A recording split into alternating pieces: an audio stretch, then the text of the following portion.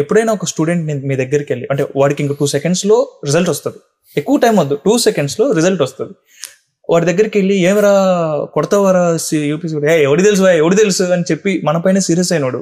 ఆ 2 సెకండ్స్ తర్వాత రిజల్ట్ వచ్చి బై గాడ్ గ్రేస్ వాడి పేరు అందులో ఉంటే మెన్షన్ అయి ఉంటే వాడు సీట్ కొడితే అండ్ వెంటనే అడిగితే నేను పుట్టింది ఐఏఎస్ కోసం తెలుసా నీకు ఆ విషయం అని అంటాడు.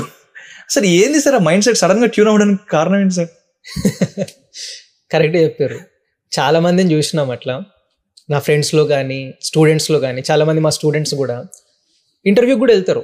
మాక్ ఇంటర్వ్యూస్ ఇవన్నీ మేము కండక్ట్ చేసేటప్పుడు లేదా మెయిన్స్ ఎగ్జామ్ రాసేటప్పుడు కూడా మనం వాళ్ళని మోటివేట్ చేయాల్సి వస్తుంది. సార్ కష్టం సార్, లేదా ఎగ్జామ్ రాసి వస్తాడు, సార్ పెద్దగా రాయలేదు, నేనేదో యావరేజ్గా రాసి ఉండొచ్చు, మిగతా వాళ్ళు నాకంటే చాలా బాగా రాసి ఉండొచ్చు, ఇట్లాంటి మైండ్ సెట్లు ఉంటాడు. అంతెందుకు మీరు అన్న 2 minutes ముందు కూడా ఏమో సార్ నాకు అంత కాన్ఫిడెంట్ లేదు, ఏదో రాసినాము, ఇంటర్వ్యూకి వెళ్ళినాం, చూద్దాం, ఇట్లనే ఉంటారు చాలామంది. నేను కూడా చూసిన.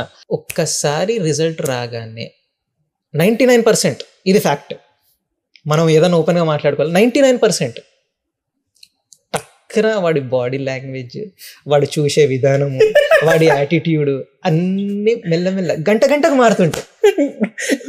ఎక్స్ప్రెషన్ చేంజ్ అవుతున్నాయి, ఎక్స్ప్రెషన్ చేంజ్ అవుతున్నాయి.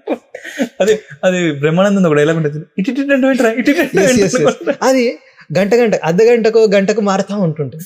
సో ఇది ఎందుకు అవుతుంది అని కూడా మనం ఒకసారి ఆలోచిస్తే, యూజువల్గా సక్సెస్ అయిన వాళ్ళని చూసి నేను దీన్ని ఏమంటే ఒక హాలో ఎఫెక్ట్, హేలో అంటే సక్సెస్ అయినోనికి నువ్వు ఒక కిరీటం పెట్టినట్టు, ఓకే, నువ్వు ఒక దేవుని గురించి ఇమాజిన్ చేసినప్పుడు చుట్టుపక్కల ఒక హేలో ఉంటుంది కదా, రౌండ్ సర్కిల్. నువ్వు ఒక సక్సెస్ఫుల్ క్యాండిడేట్, ఐఏఎస్ ఆఫీసర్ను, ర్యాంకర్ని చూసినప్పుడు నువ్వు ఆ భావంతో చూస్తున్నావు, రైట్? అప్పుడు వీడు కూడా అబ్బా మనకి ఇంత సీన్ ఉందా అని వీడి ఎలివేషన్లో వీడిది, రైట్?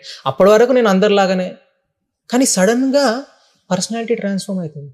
అప్పటి వరకు నువ్వు కలిసి చదివిన నీ ఫ్రెండ్స్ని నువ్వు ఇంకో ఆస్పిరెంట్గానే చూస్తున్నావు. నేను చూడ్డానికి వచ్చిన ఒక స్టూడెంట్గా చూస్తావు. మొన్నటి వరకు మీరు కలిసి చదివినరు, రైట్? నీకు చదువు చెప్పిన గురువుని లేకుంటే టీచర్స్ని కూడా వాళ్ళు నీకు రెస్పెక్ట్ ఇవ్వాలి, వాళ్ళు నీకు హైప్ ఇవ్వాలి, వాళ్ళు నీకు సకల మర్యాదలు చేయాలి అని ఒక ఎక్స్పెక్టేషన్, రైట్?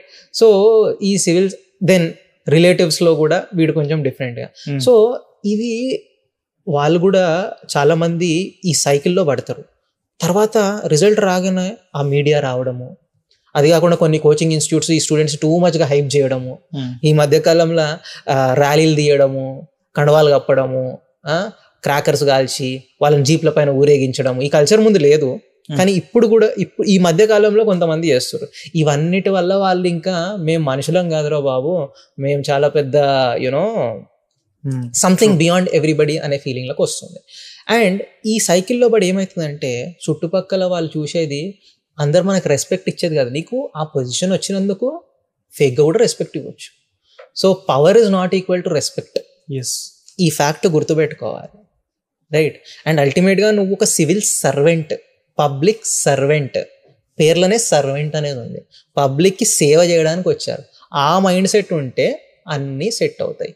ఇది కాకుండా ఆ హాలో ఎఫెక్ట్ని, ఆ ఆర్టిఫిషియల్ ఏదైతే ఎఫెక్ట్ క్రియేట్ అయిందో అది నిజం అనుకొని బతికితే ఆబ్వియస్గా ఏదో ఒక రోజు ఏదో ఒక రూపంలో లైఫ్ రియాలిటీ చెక్ ఇస్తుంది.